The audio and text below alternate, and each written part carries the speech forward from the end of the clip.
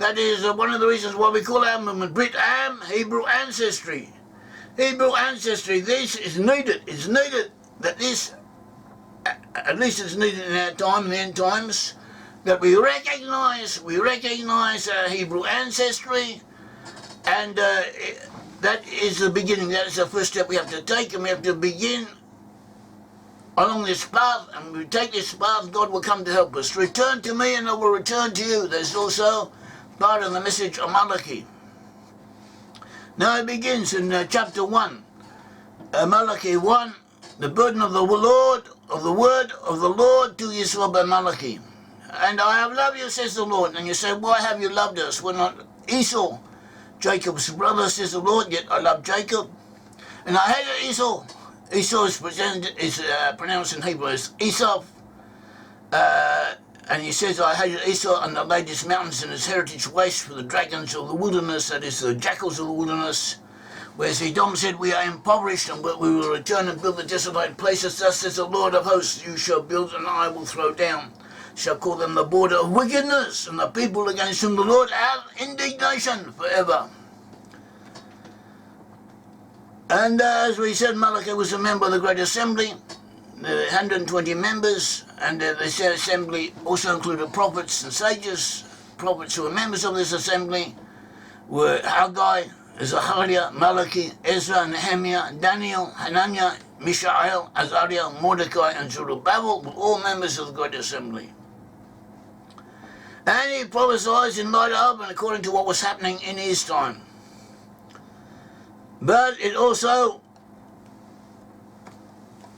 was intended as a prophecy for the future. So Germany and the Roman Empire at that time, although the nations that came out of it, often understood to represent Edom. And but Edomites were the ruling elements, the most powerful formative elements in many nations, including Russia, including other areas, also including China and Japan. That the ancient founders of those kingdoms were not like the local peoples are now. They were of a different race, but they helped found the nations, and their inheritance, their blood, their racial contribution, one could say, is also present amongst leading elements in those peoples. We also should note that Japan is a major producer and consumer today of anti-Semitic literature on a world scale. So it's not exactly as innocent as it sometimes presents itself.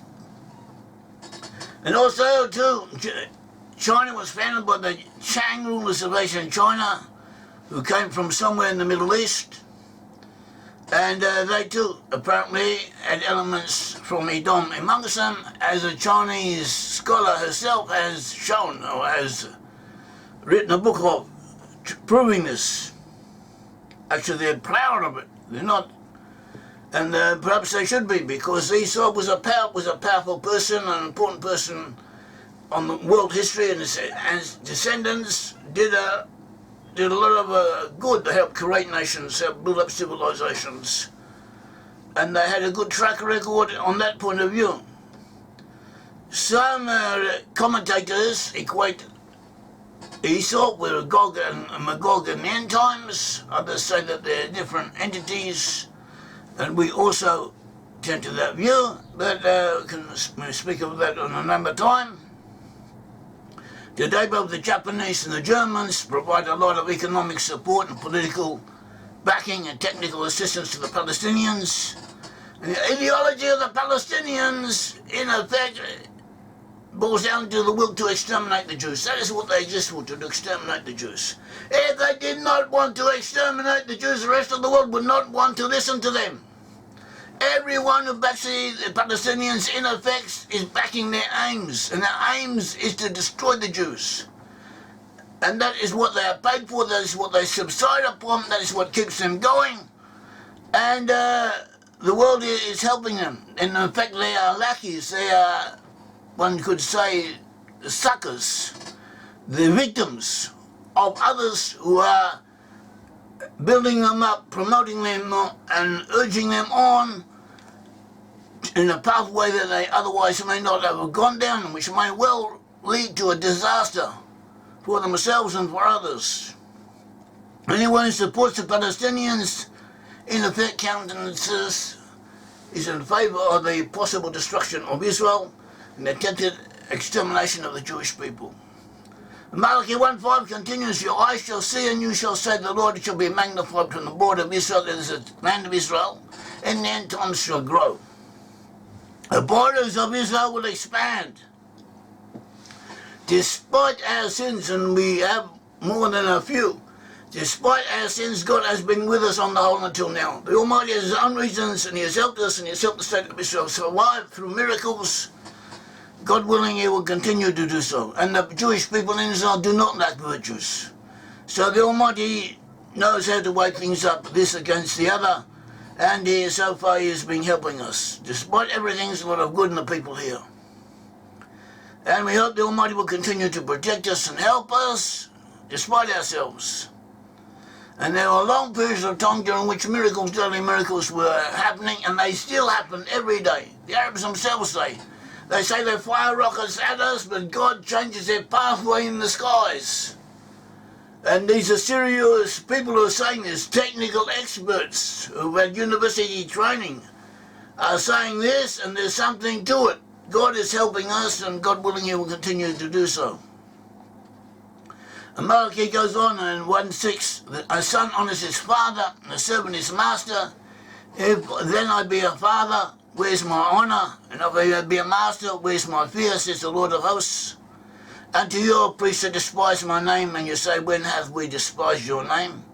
You offer polluted bread upon mine altar, and say, when have we polluted you? And that is so the temple of the Lord is contemptible. And he continues.